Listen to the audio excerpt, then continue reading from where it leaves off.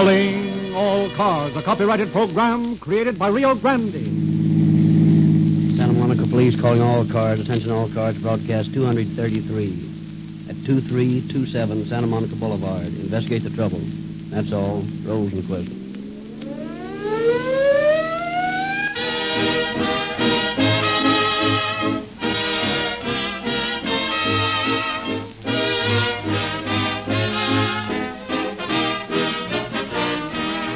It takes vitality, energy, good personal condition for you to keep going at full speed in hot summer days. And it takes perfect lubrication in your motor to take the heat of fast summer driving. Most of the oils you buy contain petroleum jelly. Petroleum jelly belongs in your medicine cabinet and not in your motor, or it's worthless as a motor lubricant. Real Lube motor oil is refined in America's largest and finest equipped refinery, where the laws of lubrication are written. And 8 major airlines, 150 railroads, great fleets of ships, and millions of motorists in 45 nations of the world depend upon this type of oil to protect the billions of dollars invested in their motor equipment. Don't gamble with incompletely refined oils when Rio Lube is only 25 cents a quart in tamper-proof cans. It cannot break down in the most intense summer heat at the fastest speeds. It's the newest and finest motor oil sold in the West. Stop in at your Rio Grande dealers tomorrow.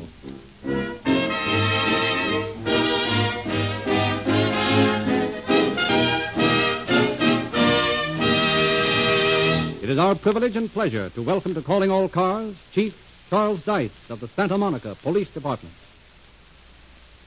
Good evening, ladies and gentlemen.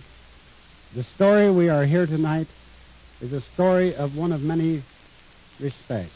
It is a story of conflicting elements. It is a story of conflicting passions. Its solution was brought about by the keen-eyed investigators of the Santa Monica Police Department, cooperating with the Sheriff's Office and with the District Attorney's Office. Such cooperation of law enforcement agencies is necessary in the solution of any case where a crime has been committed.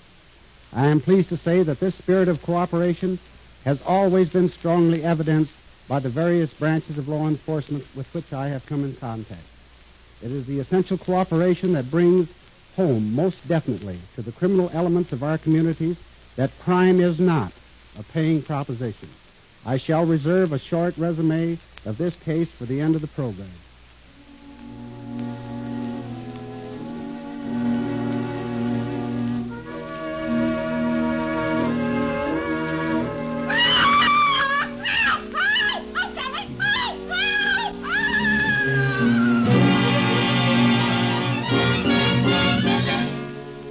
Exactly 21 years ago this month, 12 men and women took their places in the jury box of the Superior Court of the County of Los Angeles.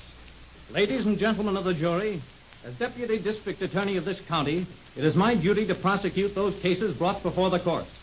You will hear many witnesses who will tell you the things they've seen in the investigation of this case. You will hear the defense attempt to prove that the crime which we charge has been committed was never committed. Let us forget sentiment and figures of speech and get down to cold, hard facts. The defendant in this case has murdered a woman and a boy in cold blood. In order that the lives of the men and women of this community may be safe, it is your duty to see that crimes of the sort he has committed shall cease. Your Honor, I submit that the district attorney has no right to make his closing address to the jury as his opening speech. Let him simply state what he intends, what he hopes to prove. Objection sustained. The state will call its witnesses. Lillian Francis. Lillian Francis. Raise your right hand. Do you solemnly swear the testimony you're about to give in this case is the truth, the whole truth, nothing but the truth? I do. Take the stand, please. Miss Francis, where do you live? At 2327 Santa Monica Boulevard, Santa Monica. Is that the home of Lafayette Benton? Yes, sir. Now, Miss Francis, I want you to tell in your own words exactly what happened at that address on or about the morning of October 18th last year. Well, I've known Mrs. Benton for several years. I've been living there with her about 2 years.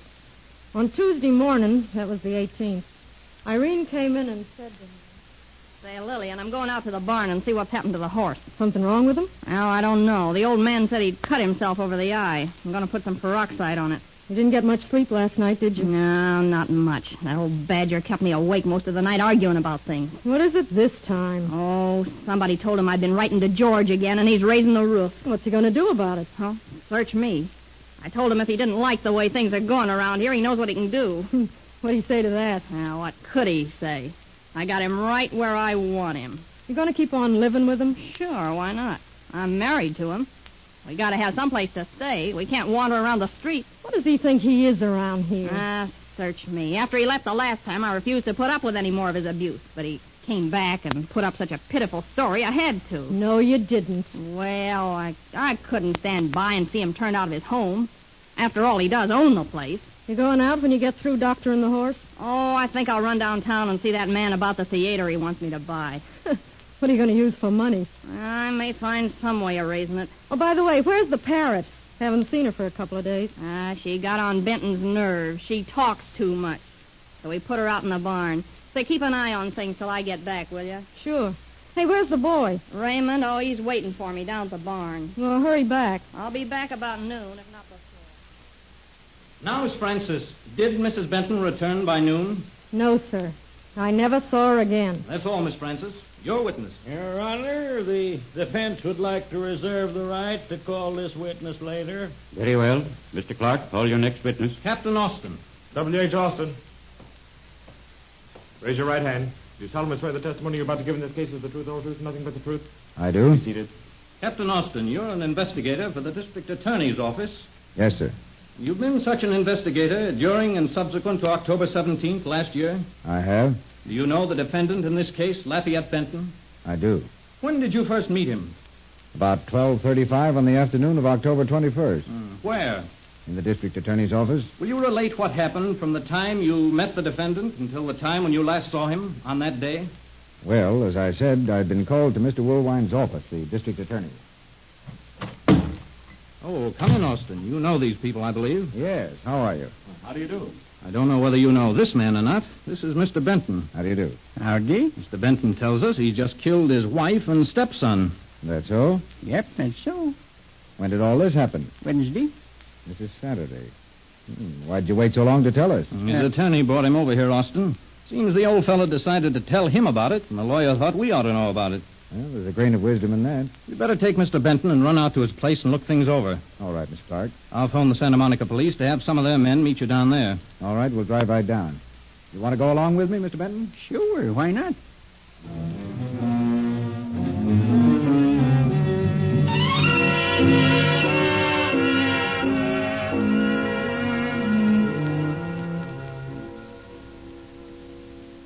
Hello, Austin. Clark phoned me you were on the way down. How are you, Webb? You know Mr. Benton, don't you? This is Lieutenant Webb, Mr. Benton. Howdy. Yes, I've seen Mr. Benton a time or two. Who's with you on this case, Webb? Chief Ferguson's in the house. The assistant chief Holt's out in the orchard looking around. Bob Gillis is somewhere around here, and there's a couple of newspaper boys in the house, too. I see. Well, Mr. Benton, Huh? where'd this big affair of yours come off, anyway? Well, well, come on, I'll show you. Right out here in the walnut grove, back of the barn. Well, you go ahead, Dad. We'll be with you in a minute. Hey, what do you think of this, Captain? Well, you've got me. He's told me the wildest tale I've ever heard a man tell. But it's so lucid and straightforward, I can't help but believe it. Hey, come on, you two. I can't be wasting time around here. Okay, we're coming, Dad. Oh, right, there's the place. There's where I killed him. Where? Right where you're standing. Hey, you're not kidding us, are you, Dad? No, Dead Bernard, I'm telling you the truth. I killed him and I burned him on that fire.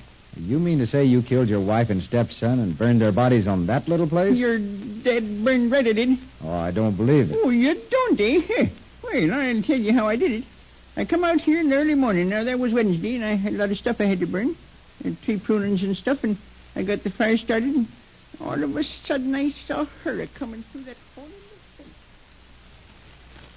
And there she comes, dagging at her, and I'm getting fed up with her nagging. Always wanting me to do something. Never satisfied with what I give her. And always a gallivanting around. Her and that big stand-up and belly for buttermilk son of hers. I'm sick of feeding that young'un. So you finally got around to cleaning this place up. Yeah, I ain't going to answer her. She ain't going to start no fight with me today. No, sir, she gave me enough hell last night. I ain't going to take no more off from her. Or that son of hers neither. It can't run over me. I'm going to get rid of her some way. Now, you watch and see if I don't. So you're sulking again, are you? She's just egging me on. That's what she's trying to do.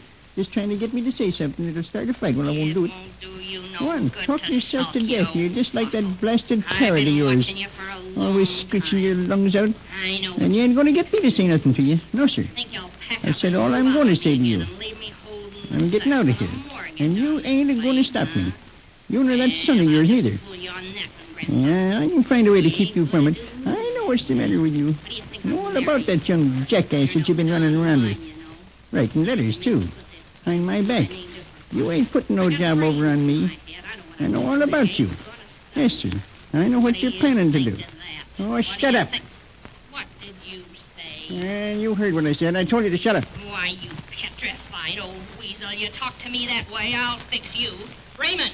Raymond! Hey, what are you calling your brat out here for? You'll soon find out. Raymond! Coming, Mom. Yeah, where'd you get that knife? You put it down. You put that knife down, I tell you. Now keep away from me. I'll hit you. Help! Don't kill me! What are you doing to Ma? Get away from her. I'll kill you. Keep away from me, Raymond. Now don't come near me with that axe handle. You keep away or I'll hit you, too. Hey, see if I don't. I told you not to come at me. But I told you not to. Then you gotta pick up some limbs. Gotta keep the fire going, yes, sir. Gotta clean up the orchard. Gotta burn. Burn. The fire, that's it. Yeah, the fire. The fire. Burn. Burn. Burn. And that's the way I did it. I burned them right there in that spot. Oh, Dad, who are you trying to kid? Huh? Why, everybody in Santa Monica would have been out there if you'd done a thing like that. They'd all have seen the smoke. No, sir. No, it was foggy that day. Yeah, that's right. It was foggy all day Wednesday. Yes, sir. Just like it is today. Well, let's take a look at these ashes. We'll soon find out if there's any truth to what your story says. Oh, you'll find out all right.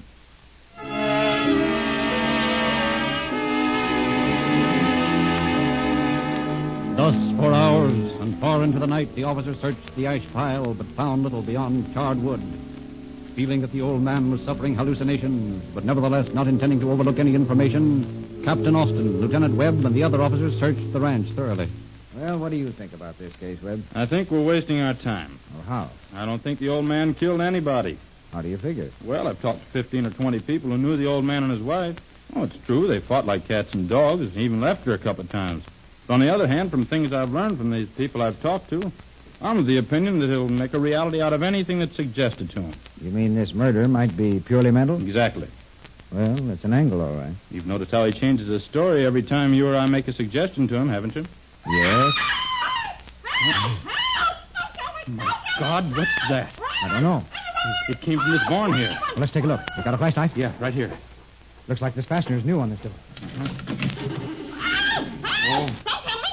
Oh, it's a parrot. Yeah, Parrot. Oh, I remember now.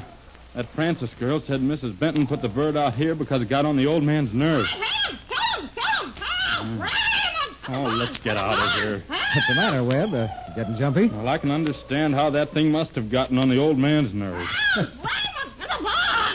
Hey, Webb. Wait a minute. What is it? You hear that? What, do you think I'm deaf? No. I mean, did you get what that bird said? Listen.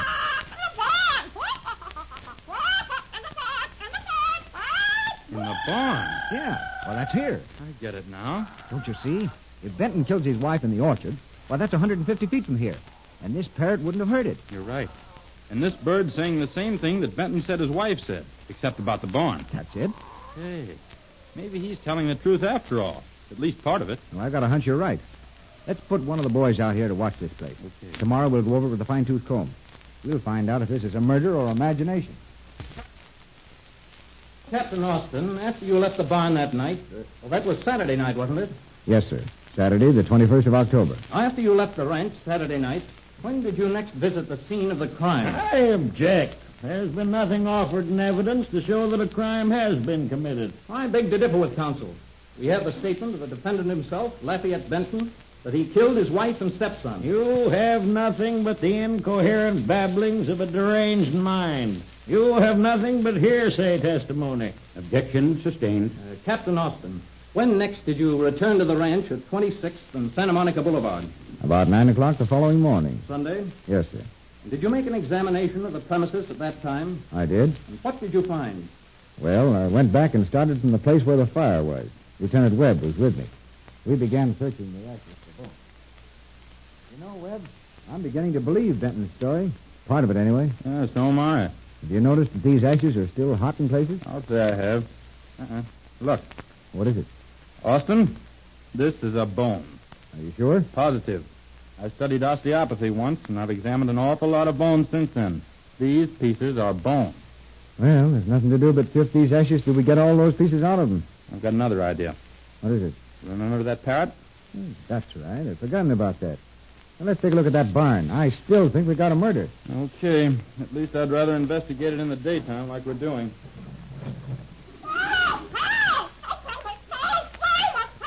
I'm getting awfully fed up with that parrot. I could do without it myself. Yeah, it's a talkative bird, isn't it? Yes, fortunately. Fortunately.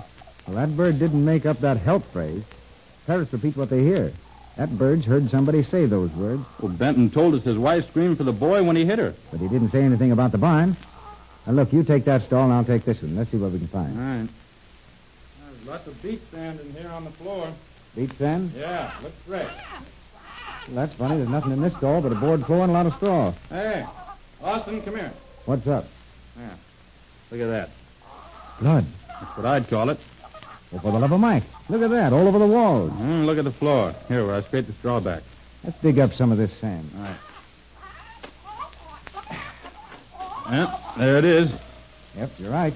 There's blood, all right. The sand's soaked for at least 6 inches. Well, I'll tell you what, Webb.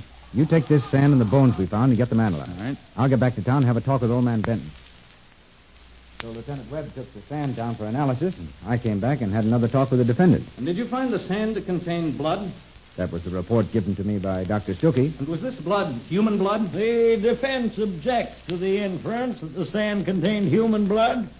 Moreover, any testimony Captain Austin might give on the subject would be hearsay testimony. Further, there's nothing in the evidence to show that even if this sand does contain human blood, that it belonged to or came from the body of Irene Benton. Objection overruled. You may answer the question. Well, the report given to me showed the blood to be human blood. That's all. You may cross-examine. Captain Austin, who else worked with you on this case?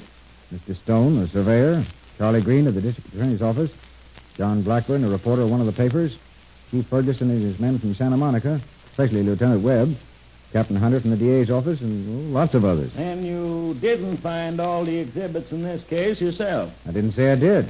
The other officers found the buttons from the sweater, which had been introduced as evidence, and they also found the additional exhibit of bones found in the small room back of the house, and the blood-stained overalls and many of the others. Captain, you're the last witness for the prosecution, aren't you?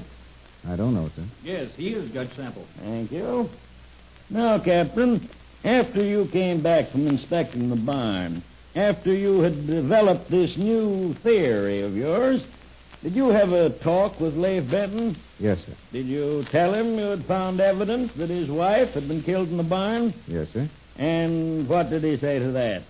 Well, when I got back, I went up to the jail and saw them. Well, Dad, we've been out looking your place over again. Did you find him? Find what? Why, Irene and the boy, have they come home? Come home? Well, I thought you killed him. Oh, did I? Well, didn't you? I don't know. I may have. I've been so busy lately, I haven't really had time to find out. Are you trying to kid me, Dad? No, I really been busy. You see, I had to prune the orchard, and then I had to whitewash the barn and the chicken coops and things, and I had to put the sand in the stalls for the horse and keep the place cleaned up. Did you put the sand in the stalls, Dad? Sure I did, yeah. I did all the work around the place. Did you nail the boards on the fence? Yeah, sure. Was that before or after you killed your wife? Hey, did I really kill her? Oh, now, we're not going into that again. Oh. You came in here and told us you'd been attacked by your wife, that you were afraid she was going to kill you, and that you knocked her down, killed her, and burned her body on a bonfire. And now you're trying to tell me you don't know anything about it. Make up your mind. Yeah, I'll have to do that, won't I? Let me see now. It seems to me the last time I saw the boy... Say, he was going to school in the car. And I went out to pick some walnuts. Crops are fine this year. They're simply fine. Right? This last week I got a whole bushel off one tree, and they ain't but 9 years old. Now, back in Indiana, we used to raise the finest corn you ever saw. Yes, sir. It grows high as your head, maybe higher. And then, when I got out here, I met this fella, and he told me that I could get a good bargain in a little place out in Arcadia. And, say, I'm awful sleepy. Do you mind if I go to bed now, huh? No, I suppose it doesn't make any difference what you do now. So I left him alone in his cell. I didn't talk to him after that. That's all, Captain. Thank you. The people rest. You may proceed, Mr. Temple. If it please the court, gentlemen of the jury, the defense in this case is, first, Irene Benton was not murdered on October 18th, 1916, nor at any other time or place by Lafayette Benton, the defendant. Secondly, that when he said he killed his wife and stepson, he was as crazy as a bat. That, gentlemen, is our defense. Your Honor, I'd like to recall Lillian Francis. Lillian Francis. You've already been sworn, haven't you, Miss Francis? I have. Miss Francis, you've heard the testimony of the other witnesses in the case, haven't you? Well, I'm not deaf, you know. Yes, I know. You've heard many things, haven't you, Miss Francis? More or less. Now, Miss Francis, you were home at the Benton Ranch the night Mrs. Benton disappeared, weren't you? Yes. And on the afternoon, Wednesday afternoon, Yes. did you notice any smoke or smell any disagreeable odor? Objected to is calling for a conclusion of the witness. Sustained. Did you notice any smoke? Yes, sir. About how high? I couldn't say. Well, was it as much as 100 feet? I couldn't say. 200? Objected to was asked and answered. She said she couldn't say. Sustained. Miss Francis, did you ever mail any letters for Mrs. Benton? Why, yeah, a few. Do you recognize the handwriting on that letter? Yeah. Yes, Mrs. Benton's writing. You're sure of that? Yes, I'm sure. I'll ask you where you saw this letter before. I mailed it for Mrs. Benton about a week before she was killed. I move the last part of that answer be stricken from the records. It's not been proved that anyone was killed. It shall be stricken. At this time, I request that this letter be entered into evidence. What's the purpose of introducing this letter? I will show that by my next question. Now, Miss Francis, do you know whether or not the letter was ever seen by Mr. Benton? Yes, sir. He saw it about a week before Mrs. Benton went away. Did you see him read it? Yes, sir. Do you know if Mrs. Benton knew that he had seen it? Yes, sir. She told me that he'd talked to her about it. Will you give that conversation? Well, this was about a week before she disappeared. She came into my room one morning just before I got up. Someday I'm going to kill that old fool. Oh, what is it this time? The old sap went down to that lawyer of his and had him start investigating me. Investigating you? Sure. He found out I didn't tell him how many times I'd been married, and he found out about George. Well, how'd he do that? Oh, some guy who knew George, who used to work with him at the mine, knew this lawyer.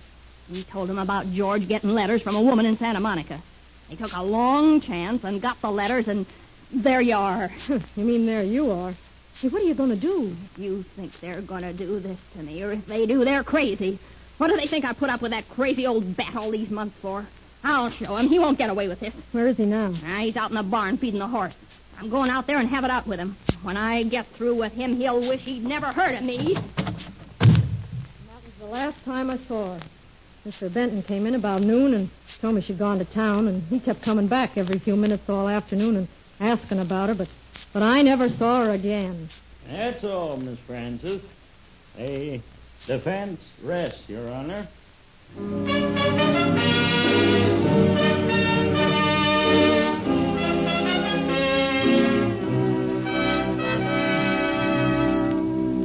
Demanding the death penalty, the prosecution made its closing address to the jury. But let's forget sentiment and figures of speech and get down to cold, hard facts. This man has killed a woman and a boy in cold blood. In order that the lives of those who live in this community may be safe, it is your duty to demand the life of this man. You have a duty you cannot avoid. You must send this man to the gallows. If it please the court, gentlemen of the jury, gems of oratory have been flung at you this afternoon. You have been ably addressed by the prosecution. I am not an orator as my opponent is. I speak only in plain, blunt terms. Gentlemen of the jury, I want you to save Leif Benton from me. I want you to save him for his friends. If California doesn't want this old madman, then give him back to us so we can take him back to his old home, Indiana, where we love him, where we came to love him before the death of his beloved first wife unseated his reason. From that time on, we knew Leif Benton was as mad as a hatter. It was no surprise to us that he came to such a plight as this. And all we ask, all we simple folk of Indiana ask, is that you give him to us so he can stroll again by the little old stream where he fished for bullheads, so he can walk again in the village street where all who knew him can strike him on the back and say, "Howdy, old fella. How's crops out your way?"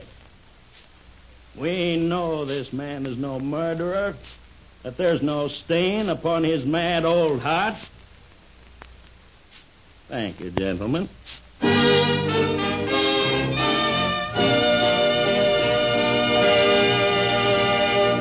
In just a moment, we shall hear from Chief Dice. There are outstanding authorities in every field. And when you buy contrary to the judgment of those most qualified to know, you lose in money and efficiency. Thousands of intelligent motorists who think about their purchase of gasoline have changed to Rio Grande Cracked. For 2 years, Rio Grande led all other brands of gasoline in percentage of sales increase. This month, more motorists will get police car performance from their cars with Rio Grande Cracked than in any month in Rio Grande history.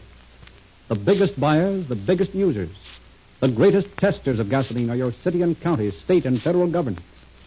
They have predominantly chosen Rio Grande Cracked as the finest gasoline obtained.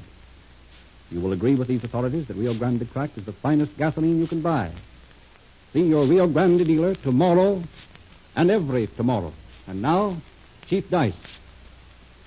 In spite of the absence of the corpus delicti, the usual sense of the word, there was never any doubt in the minds of the jurists that Benton had killed his wife and stepson.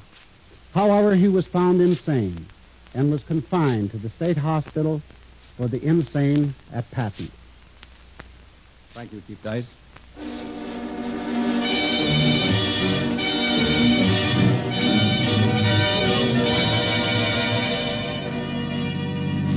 Santa Monica Police calling all cars, attention all cars, to cancellation on broadcast 233 regarding a murder. That's all. Rosenquist.